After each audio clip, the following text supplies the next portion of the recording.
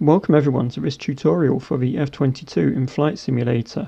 Now before we start, obviously this is not a DCS study level F-22. It looks like one inside and out, and I'm told the flight dynamics are roughly right with the exception of thrust vectoring, which isn't supported in Flight Sim at the moment. But the instrument UI is not bespoke, it's based off the default Garmin. With that out of the way, let's start her up. So we'll turn the batteries on and we see the Garmin start screens, of course. The next step is to switch on the APU. At least these physical switches are in the right place. Once the APU is on, we can track its startup progress on the MFD in the middle here, and when it's at 100% we can start the engines. So for engine number 1, we go to the engine control page on the MFD. We turn on the fuel valve, set the ignition to auto, and switch the starter on. Once the engine has started, the igniters automatically turn off, as does the starter. You'll know the engine is started when you see the N1 of the engine at 20. And to celebrate a good start on engine number 1, one of the ground crew pops by to perform a service which is generally reserved for Air Force pilots who are a long way from home. Moving swiftly on, we repeat the engine start process for engine number 2.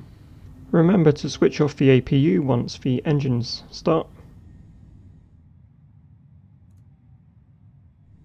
With both engines started, we'll look at some housekeeping. So we'll set our destination ILS frequency in the radio's MFD. To do that, we just dial in the frequency of our destination ILS and press transfer to make it the active frequency. We'll now set up our autopilot for the flight ahead. So you set nav mode, we'll set our desired altitude, which is the initial altitude we've been cleared to by ATC of 8,000 feet. We then activate vertical speed mode and set our desired vertical speed of 3,000 feet per minute for the climb. And with that selected, we can set our desired airspeed for the flight, which is 250 knots below 10,000, but we won't switch on the auto throttle yet. We're just going to set the speed. With that done, we're good to go. As we taxi out, we set flaps for takeoff. Limitation in Flight Sim, you have to do this manually, the real plane does it automatically. On the runway, just throttle up all the way, and I take off sort of around 150 knots. As soon as you are in the air, which happens pretty quickly, you go positive rate, gear up, and hit your autopilot and auto throttle on hotkeys.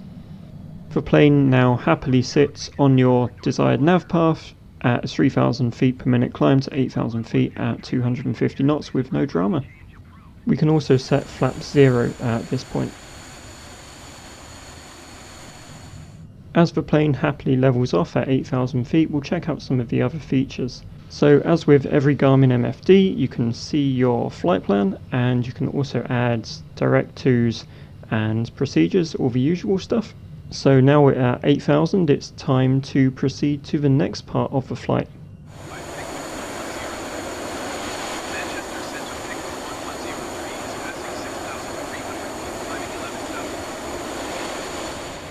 We've been cleared to climb, so we will now set our cruising altitude of 65,000 feet. As we set a new altitude, you'll see we automatically go into a vertical speed of plus 2,000 feet per minute. We want a little bit more than that. This seems happy climbing at 3,000 feet per minute, so that's the vertical speed we're also going to set for this climb.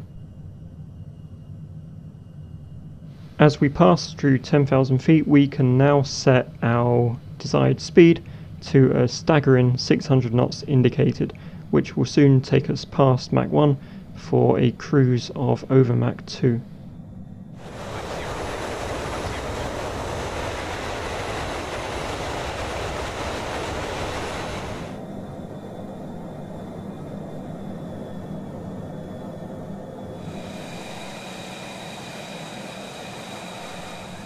And we level off nicely for our cruise at 65,000 feet.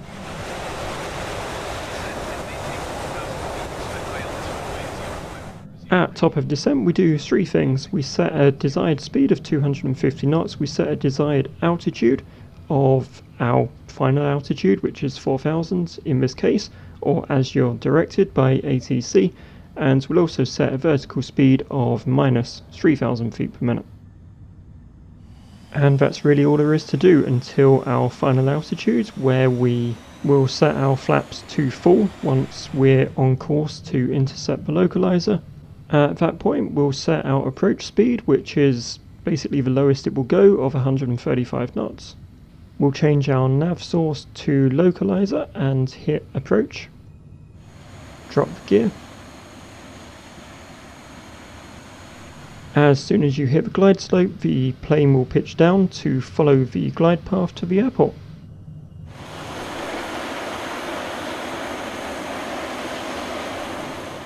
A quick note here is that I found it super helpful to set up a camera angle where your velocity vector, that little circle on the HUD that tells you where you're going, set up a camera angle where that is accurate, so pretty much looking straight down the HUD, and it's super useful for approach.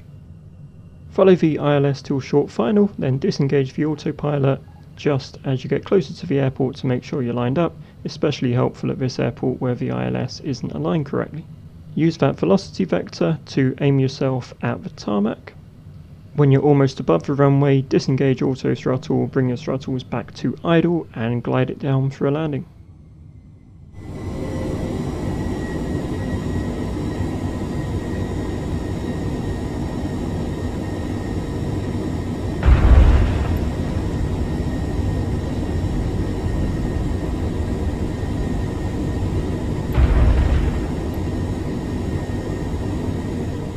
With the flight complete, we'll set the flaps back to 0, taxi to parking and get the aircraft shut down.